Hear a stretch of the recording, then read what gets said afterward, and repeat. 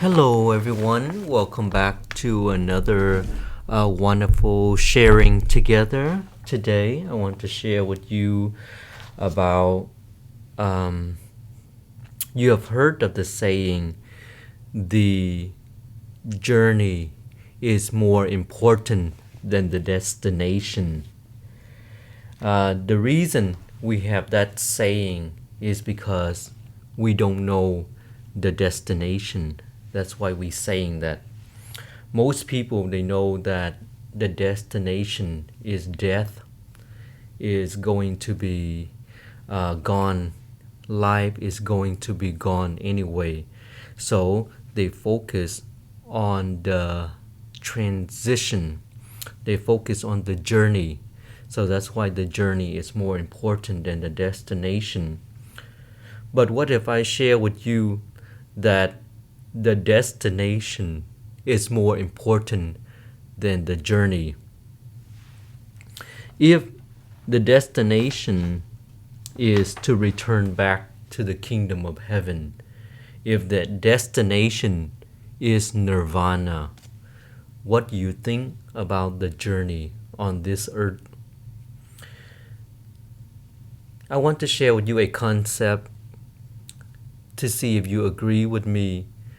Life is like checking into a hotel, and born to this world is checking into the hotel, and leaving this world at death is like checking out of the hotel.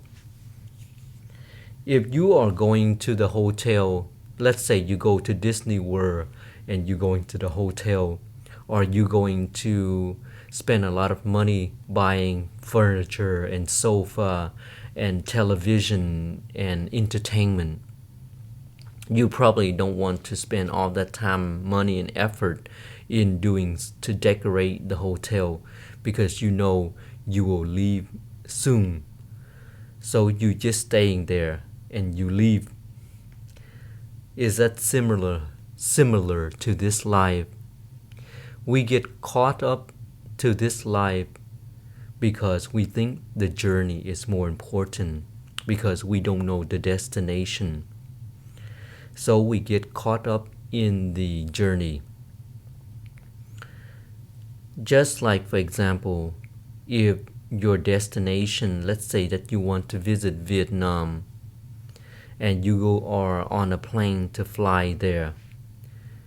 So as long as you reach Vietnam, it doesn't matter if you're flying first class or economy or whatever not, or whether you have a seat, or whether you sit or you stand, you have food or you don't have food, or you sleep on the floor in the middle of the airplane. It doesn't matter, because you know that the destination is more important.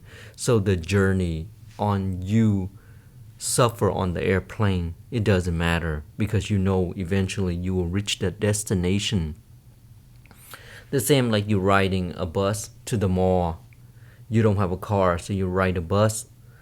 It doesn't matter if you have a seat on the bus, you stand, sit, or you sit next to someone who are smelly, because your focus is trying to get to the mall to go shopping. So it doesn't matter if the bus is stinky or not, air conditioned or not. So what I'm trying to share with you is, why are people suffering? Because they get caught up in this life, because they have no destination. So they try to make the most out of this life, the journey of this life. So there's a lot of things that happen. Any event that happen in life can be so critical, can be so devastating to their life. That's why there's such thing as suffering. For example, if you know the direction, if you know the destination, you will be returned back to the kingdom of heaven. Let's say that you know that is your destination. Then this life is nothing but a transition. So the most important is how to make this transition meaningful, effective. So let's say you have abuse, you got abused, you are suffering, you have faced a lot of misunderstanding, and you carry a lot of burden. It doesn't matter, because the transition in this life, you make the most out of it. You encounter a lot of challenges and suffering and obstacle. That's okay, because this is just a transition, because you know the destination is there, so you strive toward that direction. So what is going on in this mind and this body is secondary. Whether you have a place to eat or sleep is secondary. I have heard that Jesus had endured a very suffering life, and he died at the age of 31.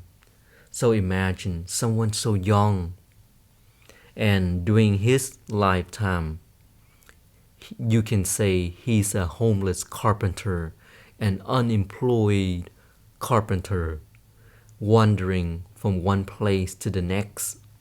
And not only that, he has to encounter a lot of suffering, not just physical abuse, and also a lot of things. And then eventually he was he was put to death on the cross. Who in this world has worse life than Jesus, right? But his journey,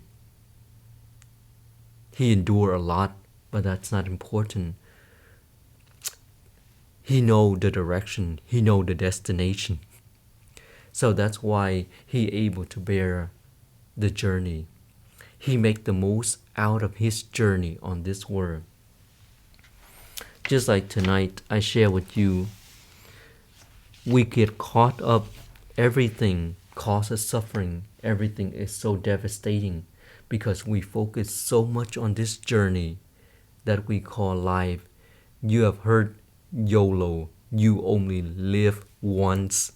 Because you only live once, so you go chaotic, you do whatever it takes without consider the consequences.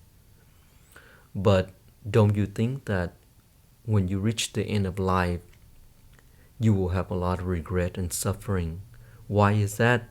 Because you don't know your direction, you don't know where you're heading, and that could be very, very scary. So if we have a clear direction, if we know our destination, this life is a piece of cake.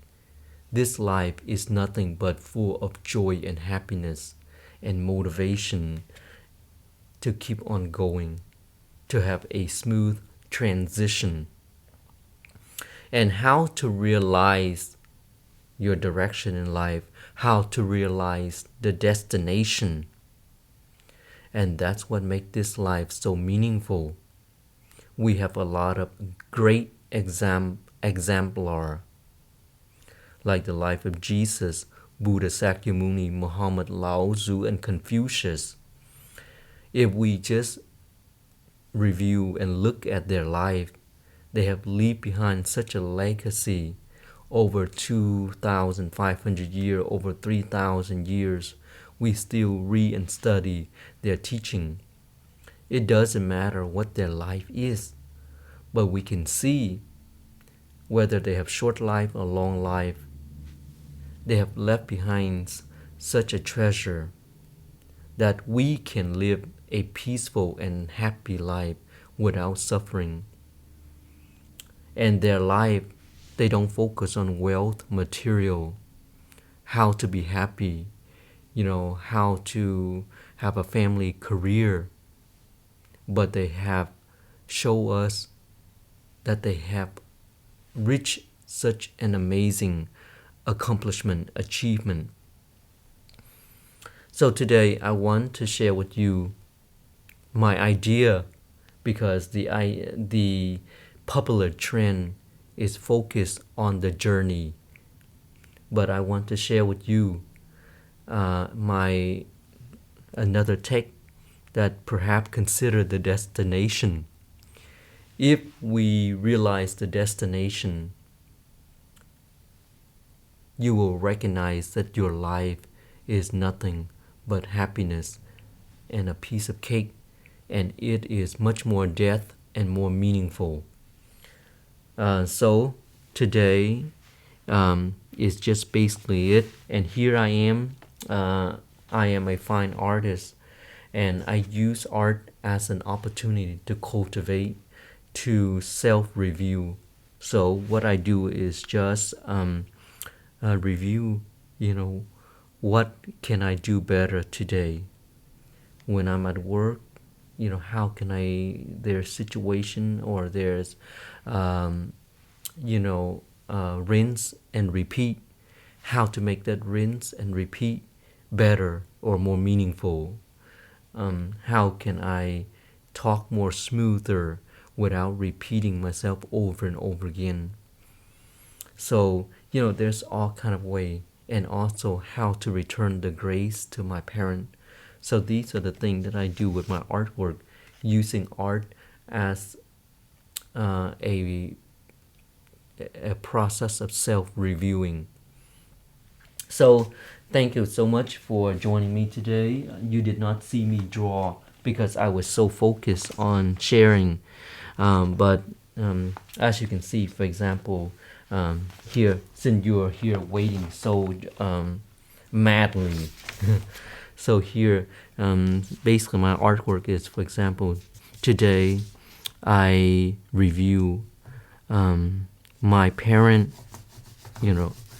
worked so hard to take care of me. How can I return the grace to my parent? How can I be more loving and caring and respect my parent? So that's basically what I do as self-review. I recognize what am I lacking and put that in my mind, imprint it in my mind so I can apply.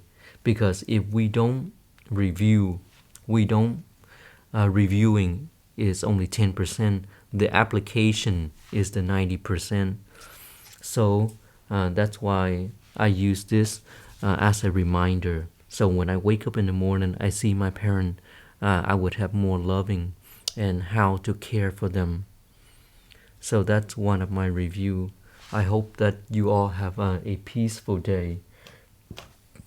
Thank you.